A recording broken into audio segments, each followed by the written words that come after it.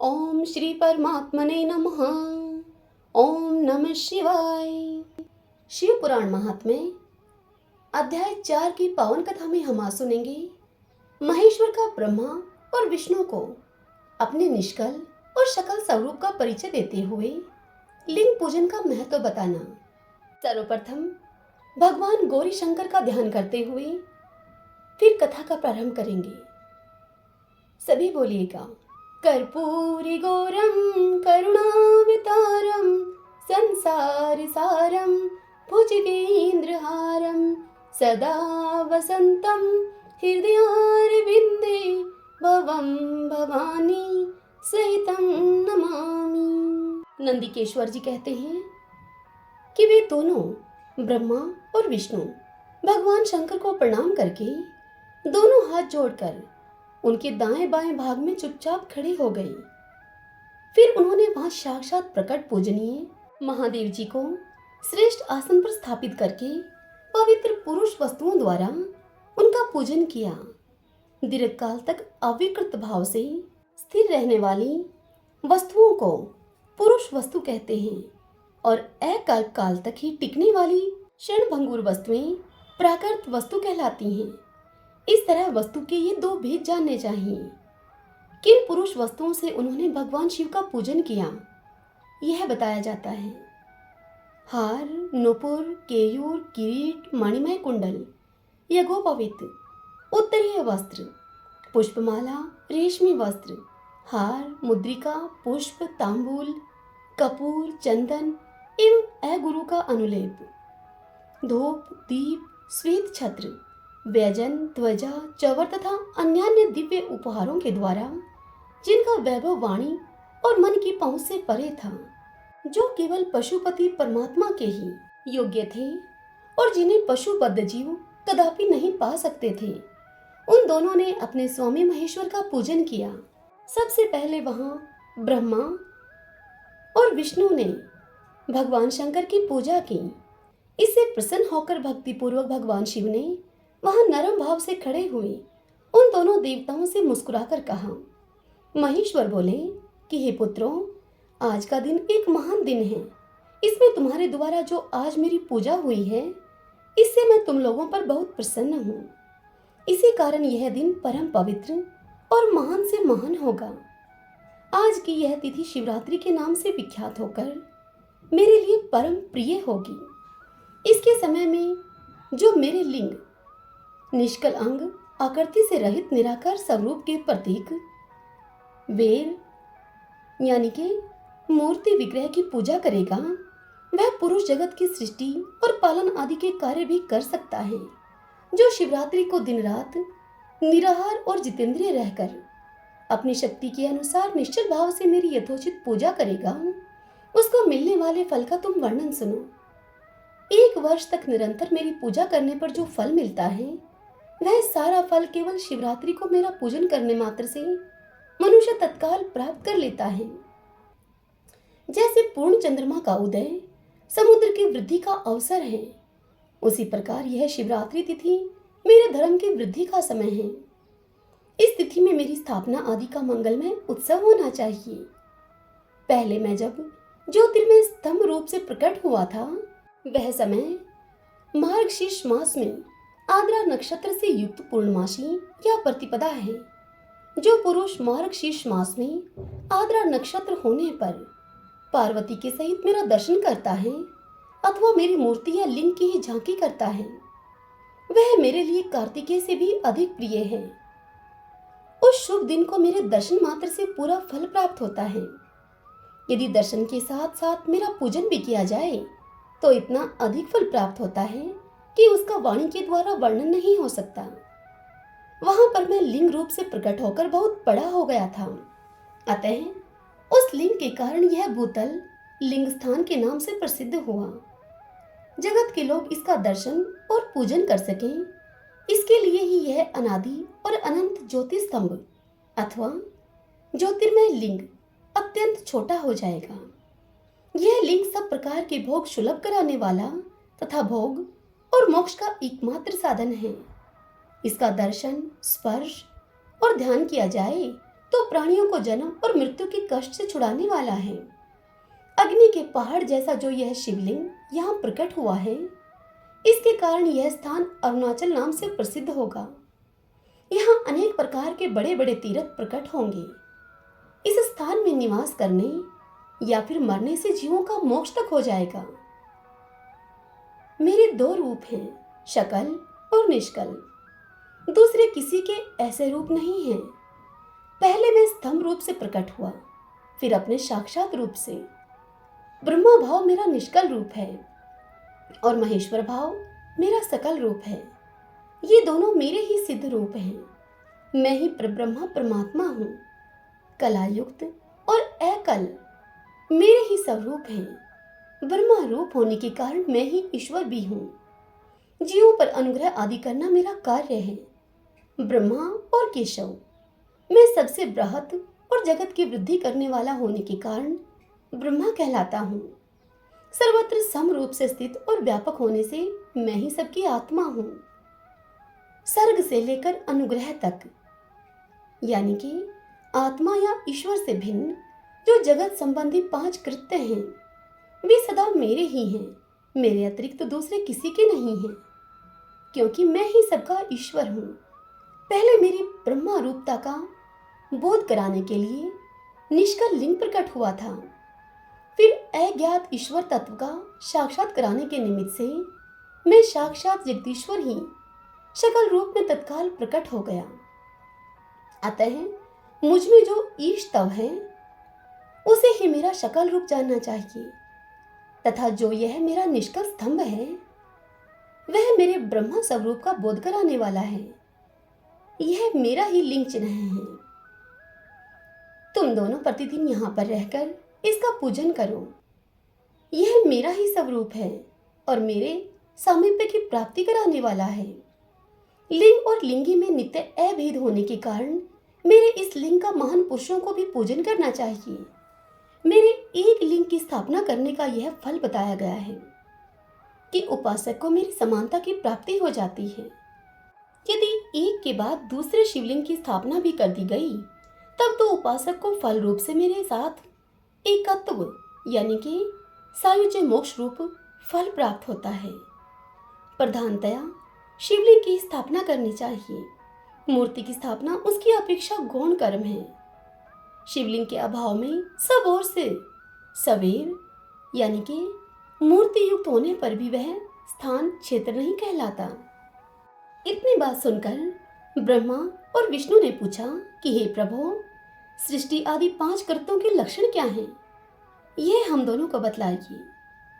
तब भगवान शिव बोले, मेरे कर्तव्यों को समझना अत्यंत गहन है, तथापि मैं कृपा पूर्वक तुम्हें उनके विषय में बता रहा हूँ। ब्रह्मा और अच्युत, सृष्टि पालन संहार तिरोभाव और अनुग्रह, ये 5 ही मेरे जगत संबंधी कार्य हैं जो नित्य सिद्ध हैं। संसार की रचना का जो आरंभ है उसी को सर्ग या सृष्टि कहते हैं। मुझसे पालित होकर सृष्टि का सुस्थिर रूप से रहना ही उसकी स्थिति है, उसका विनाश ही संहार है। प्राणों के उत्क्रमण को तिरोभाव कहते हैं। इन सब से छुटकारा मिल जाना ही मेरा अनुग्रह है। इस प्रकार मेरे 5 कृत्य हैं। सृष्टि आदि जो 4 कृत्य हैं वे संसार का विस्तार करने वाले हैं। 5वां कृत्य अनुग्रह मोक्ष का हेतु है। वह सदा मुझ में ही अचल भाव से स्थिर रहता है। मेरे भगत जन इन 5 कृत्यों को 5 भूतों में देखते हैं। सृष्टि भूतल में, स्थिति जल में, संहार अग्नि में, तिरोभाव वायु में और अनुग्रह आकाश में स्थित है। पृथ्वी से सबकी सृष्टि होती है, जल से सबकी वृद्धि एवं जीवन की रक्षा होती है। आग सबको जला देती है, वायु सबको एक स्थान से दूसरे स्थान को लेकर जाती है और आकाश सभी को अनुग्रहित करता है। विद्वान पुरुषों को यह विषय इसी रूप में जानना चाहिए। इन 5 कृत्यों का भार वहन करने के लिए ही मेरे 5 मुख हैं। 4 दिशाओं में 4 मुख हैं और इनके बीच में 5वां मुख है। हे पुत्रों, तुम दोनों ने तपस्या करके प्रसन्न हुए मुझ परमेश्वर से सृष्टि और स्थिति नामक 2 कृत्य प्राप्त किए हैं। ये दोनों तुम्हें बहुत ही प्रिय हैं। इसी प्रकार मेरी विभूति स्वरूप रुद्र और महेश्वर में दो अन्य उत्तम कृत्य संहार और तिरोभाव मुझसे प्राप्त किए हैं, परंतु अनुग्रह नामक कृत्य दूसरा कोई पा नहीं सकता। रुद्र और महेश्वर अपने कर्म को भूले नहीं हैं, इसीलिए मैंने उनके लिए अपनी समानता प्रदान की है। वे रूप, वेश, कृत्य, वाहन, आसन और आयुध आदि में मेरे समान ही हैं। मैंने पूर्व काल में अपने स्वरूपभूत मंत्र का उपदेश किया है, जो ओमकार के रूप में प्रसिद्ध है। वह महामंगलकारी मंत्र है। सबसे पहले मेरे मुख से ओमकार प्रकट हुआ, जो मेरे स्वरूप का बोध कराने वाला है। ओमकार वाचक है और मैं वाच्य हूँ। यह मंत्र मेरा स्वरूप ही है। प्रतिदिन ओमकार का निरंतर स्मरण करने से मेरा ही सदा स्मरण होता है। मेरे उत्तरवर्ती मुख से आकार का, पश्चिम मुख से उकार का, दक्षिण मुख से मकार का, पूर्ववर्ती मुख से बिंदु का तथा मध्यवर्ती मुख से नाद का प्रकाट्य हुआ। इसी प्रकार 5 अवयवों से युक्त ओमकार का विस्तार हुआ है। इन सभी अवयवों से एकीभूत होकर वह प्रणव ओम नामक एक अक्षर हो गया। यह नाम रूपात्मक सारा जगत तथा वेद उत्पन्न स्त्री पुरुष वर्ग रूप दोनों कुल इस प्रणव मंत्र से व्याप्त हैं। यह मंत्र शिव और शक्ति दोनों का बोधक है। इसी से पंचाक्षर मंत्र की उत्पत्ति हुई है। जो मेरे शकल रूप का बोधक है वह अकार आदि कर्म से और मकार आदि कर्म से कर्मशः प्रकाश में आया है। ओम नमः शिवाय यह पंचाक्षर मंत्र है। इस पंचाक्षर मंत्र से मात्र का वर्ण प्रकट हुए हैं, जो 5 भेद वाले हैं। उसी से शिरो मंत्र सहित त्रिपदा गायत्री का प्रकाट्य हुआ है। उस गायत्री से संपूर्ण वेद प्रकट हुए हैं और उन वेदों से करोड़ों मंत्र निकले हैं। उन मंत्रों से भिन्न भिन्न कार्यों की सिद्धि होती है, परंतु इस प्रणव एवं पंचाक्षर से संपूर्ण मनोरथों की सिद्धि होती है। इस मंत्र समुदाय से भोग और मोक्ष दोनों सिद्ध होते हैं। मेरे शकल स्वरूप से संबंध रखने वाले सभी मंत्रराज साक्षात भोग प्रदान करने वाले और शुभ कारक मोक्षप्रद हैं। नंदिकेश्वर कहते हैं, तदंतर जगदम्बा पार्वती के साथ बैठे हुए गुरुवर महादेव जी ने उत्तराभिमुख बैठे हुए ब्रह्मा और विष्णु को पर्दा करने के लिए वस्त्र से आच्छादित करके उनके मस्तक पर अपना कर कमल रखकर धीरे धीरे उच्चारण करके उन्हें उत्तम मंत्र का उपदेश किया। तंत्र मंत्र में बताई हुई विधि के पालन पूर्वक 3 बार मंत्र का उच्चारण करके भगवान शिव ने उन दोनों शिष्यों को मंत्र की दीक्षा दी। फिर उन शिष्यों ने गुरु दक्षिणा के रूप में अपने आप को समर्पित कर दिया और दोनों हाथ जोड़कर उनके समीप खड़े होकर उन देवेश्वर जगत गुरु का सत्वन किया। ब्रह्मा और विष्णु सत्वन करते समय बोले कि हे प्रभु, आप निष्कल रूप हैं, आपको नमस्कार है। आप निष्कल तेज से प्रकाशित होते हैं, आपको नमस्कार है। आप सबके स्वामी हैं, आपको नमस्कार है। आप सर्वात्मा को नमस्कार है, अथवा सकल स्वरूप आप महेश्वर को नमस्कार है। आप प्रणव के वाच्यार्थ हैं, आपको नमस्कार है। आप प्रणव लिंग वाले हैं, आपको नमस्कार है। सृष्टि, पालन, संहार, तिरोभाव और अनुग्रह करने वाले आपको नमस्कार है। आपके 5 मुख हैं, आप परमेश्वर को नमस्कार है। पंच ब्रह्मा स्वरूप 5 कृत्य वाले आपको नमस्कार है। आप सबके आत्मा हैं, ब्रह्मा हैं। आपके गुण और शक्तियां अनंत हैं, आपको नमस्कार है। आपके शकल और निष्कल 2 रूप हैं। आप सद्गुरु एवं शंभु हैं, आपको नमस्कार है। इन पदों के द्वारा अपने गुरु महेश्वर की स्तुति करके ब्रह्मा और विष्णु ने उनके चरणों में प्रणाम किया। तब महेश्वर बोले उनसे, आद्रा नक्षत्र से युक्त चतुर्दशी को प्रणव का जप किया जाए तो वह अक्षय फल देने वाला होता है। सूर्य की संक्रांति से युक्त महा आद्रा नक्षत्र में एक बार किया हुआ प्रणव जप कोटि गुने जप का फल देता है। मृगशिरा नक्षत्र का अंतिम भाग तथा पुनर्वसु का आदि भाग पूजा, होम और तर्पण आदि के लिए सदा आद्रा के समान ही होता है।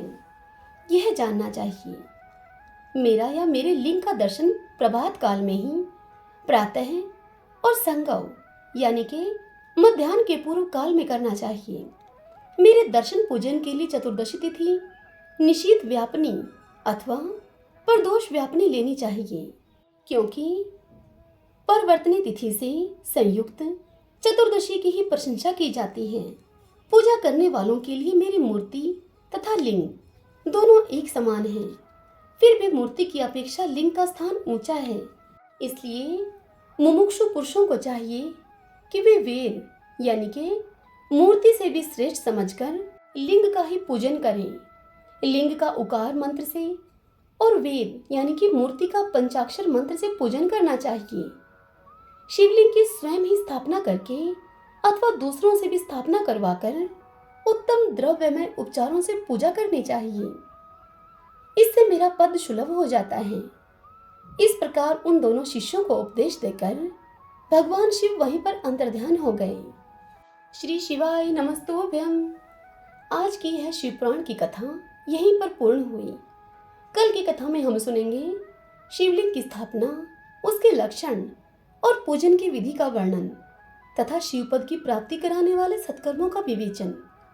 कल हम इस पावन कथा का रसपान करेंगे। आज की यह कथा आपको यदि पसंद आई हो तो इस वीडियो को आप लाइक करें और कमेंट सेक्शन में हर हर महादेव लिखिएगा।